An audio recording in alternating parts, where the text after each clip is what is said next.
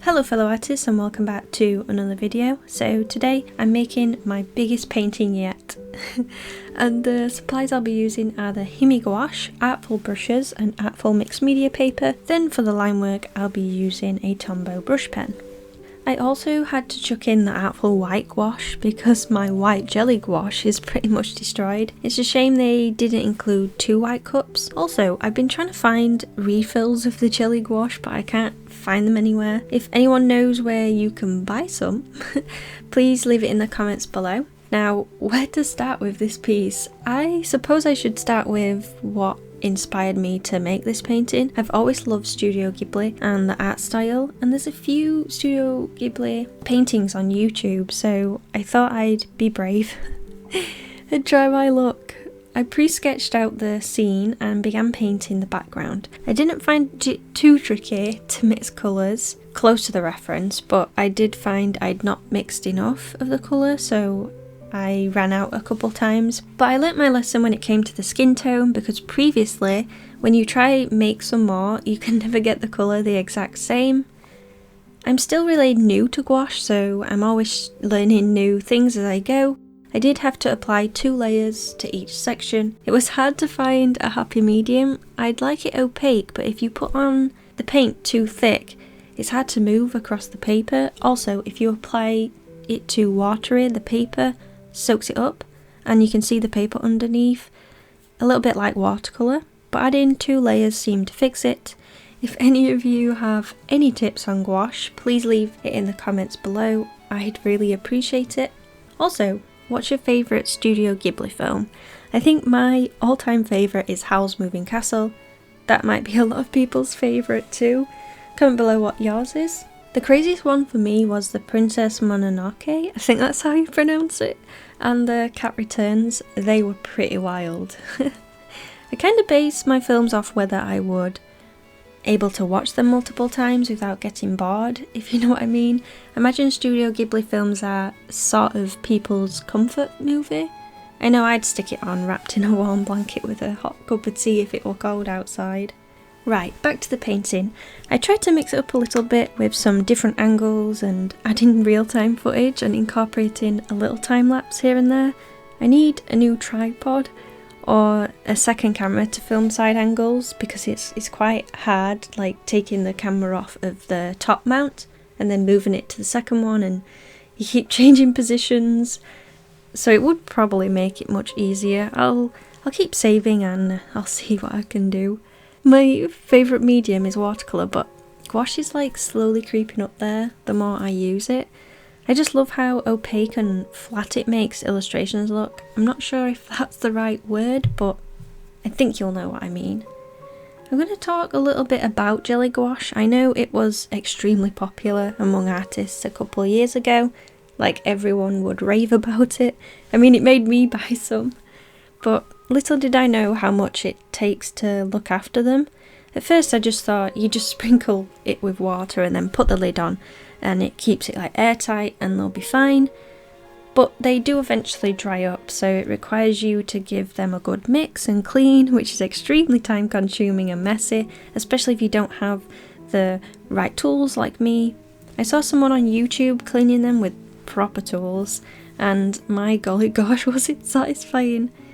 It's also just reminded me of something too. Whilst I was painting the illustration, some bubbles would appear in my gouache.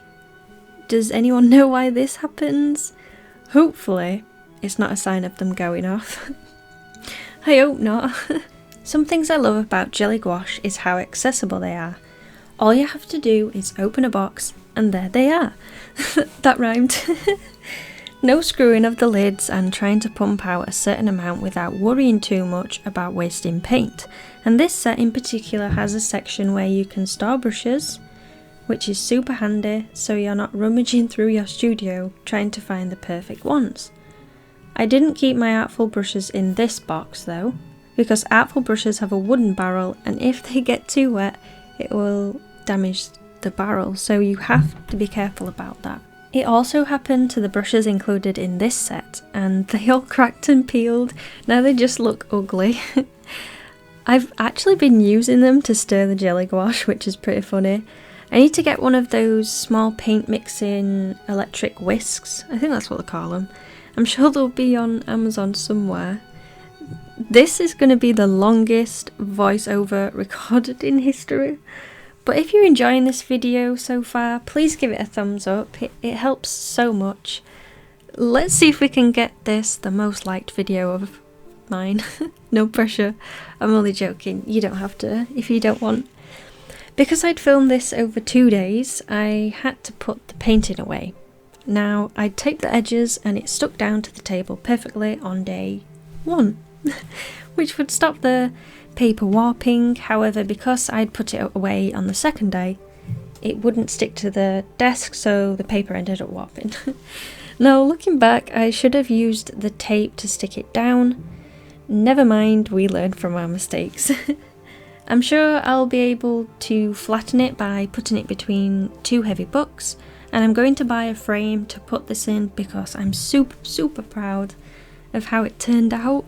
Maybe bigger paintings are what I'm more suited to. I guess we'll find out in the next time I work on a bigger canvas.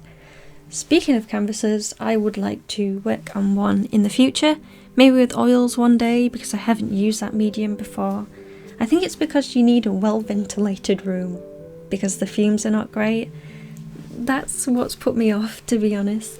I think the hardest thing about this painting was painting the main character. I can't pronounce her name, so I'm not going to try, so I don't butcher it. I always find it difficult mixing skin tones. I most definitely need to learn colour theory. See, manga characters usually have fair skin tones, but a tint of soft yellow. Well, this character did anyway. And when mixing, I always end up adding too much. Then I have to start over again.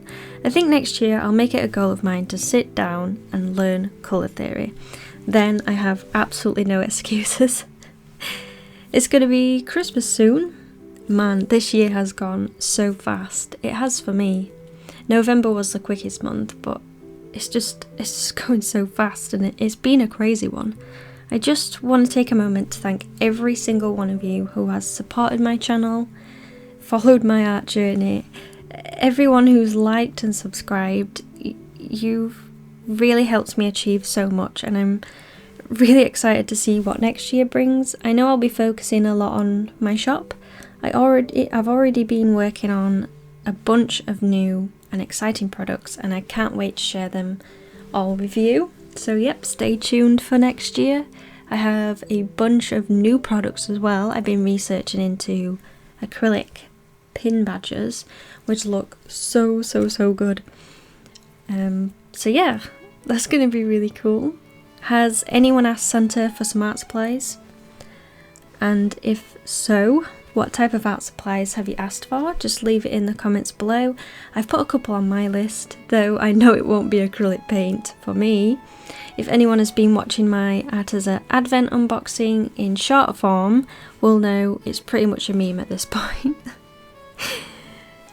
And I don't think I'll be buying another Arteza Advent, that's for sure. They've literally put the same supplies in that they did last year. I don't know if it was worth the $49.99 that I spent on it, which is a real shame.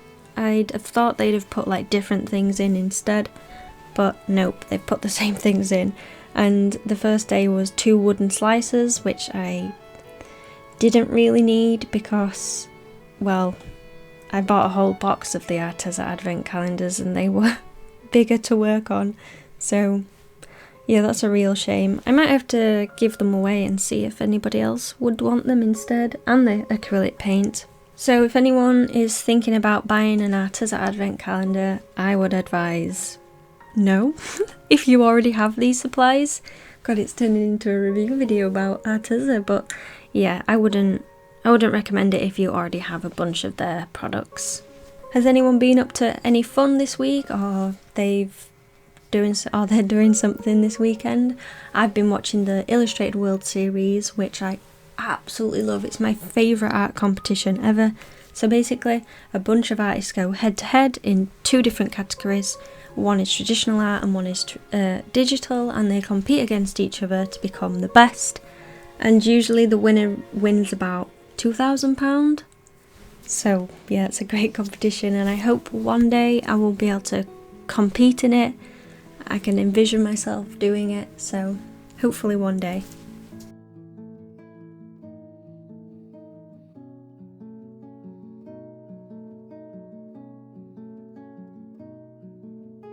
As of recording this voiceover, we've just hit 10,000 subscribers here on YouTube, which is absolutely crazy. Thank you all so much. I have a very special video planned and a huge giveaway, but there'll be more about that in an upcoming video. Okay, so I've just been sat thinking to myself, and I know I asked the question earlier, but I just thought I'd Google the bubbles in the paint because I'm extremely curious as to what it is. And hopefully this is the correct information. So here we go, paint bubbling and blistering. Paint bubbles can form long after the paint on your walls and ceiling has dried. Well, that's not the correct thing for what I'm on about, but hopefully it's still the same thing. Paint blisters or bubbles occur when the paint film lifts from the underlying surface. This was actually on my paint palette. So the loss of adhesion why does that word sound weird? I don't even know, I'm not going to carry on saying it, but anyway, between the paint film and surface is usually caused by heat. Now I have been using my hairdryer to dry my painting, so maybe that's what's causing the paint to go all weird. Moisture or a combination of both. This condition eventually leads to peeling. It can be corrected, but the underlying cause of the problem must be addressed or it will reoccur. So why does paint bubble or blister? Painting a damp, dirty or hot surface, applying oil-based or another word I can't say, improper surface preparation, excessive moisture, exposing latex paint to moisture shortly after paint has dried, and how to prevent bubbling. Make sure the surface is clean and dry. Apply primer sealed over any... This is literally for painting walls. I don't think it's the exact same thing for painting a painting. So, oh, maybe it's air bubbles. Let me Google air bubbles. Air bubbles. That's probably the same thing, but we'll see. Yeah, that's it. That's what it's called, air bubbles and bumps. So why does acrylic paint have bubbles? How to fix it? But it's the same thing with gouache. So hopefully, I'm so sorry about this. I'm hurrying up as best as I can. Now I have an ad. So why does acrylic paint have bubbles? Let's see if it's the exact same as gouache. Most of us have seen these pesky bubbles on the paintings. They are of course annoying and cause dents or blisters on the canvas. We can see those bubbles especially in acrylic paint pour and acrylic paintings you do with brush on canvas. Bubbles on acrylic paints occur when air is trapped inside the paint by vigorously mixing paint using, oh my god, there's like painted a billion times in the humidity in the environment. You can get rid of them by using a toothpick, blowtorch, heat gun, or mixing dish soap water with paint. Interesting. I know this is all about acrylic, but I'm pretty sure it's the same for gouache or any paints because that's what happened in mine. I probably should have took a picture of it actually, so I could have shown you. I suppose it could sort of be a really cool effect to a painting, but something like gouache where it's flat colours, it doesn't look very good. So I ended up having to go over sections to get rid of it before it dried. But still, if any of you know what this is, just leave a comment down below. So we're slowly coming up to the end of the painting, and I've got to say I had so much fun with this. I was extremely nervous to start with because it was on a bigger scale, and of course because it was a Studio Ghibli scene, and that style is so gorgeous that I wanted to do it justice.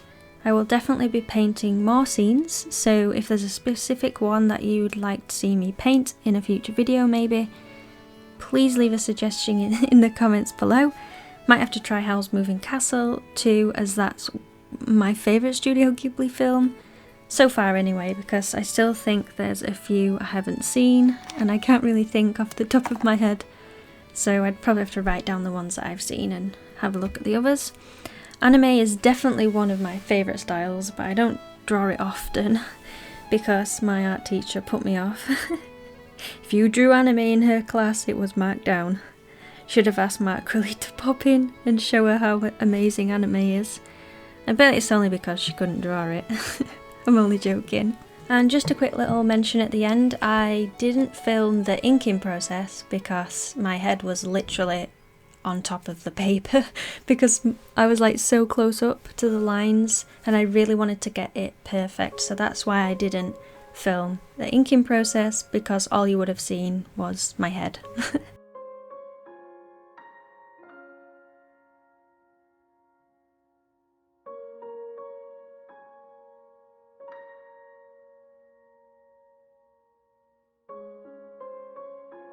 And just like that, hours and hours later, we have finished the painting. This has to be one of my favourite ever drawings I've done. I've never painted on something this size before.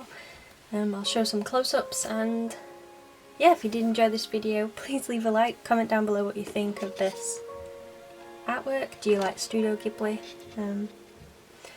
And yeah, share with friends.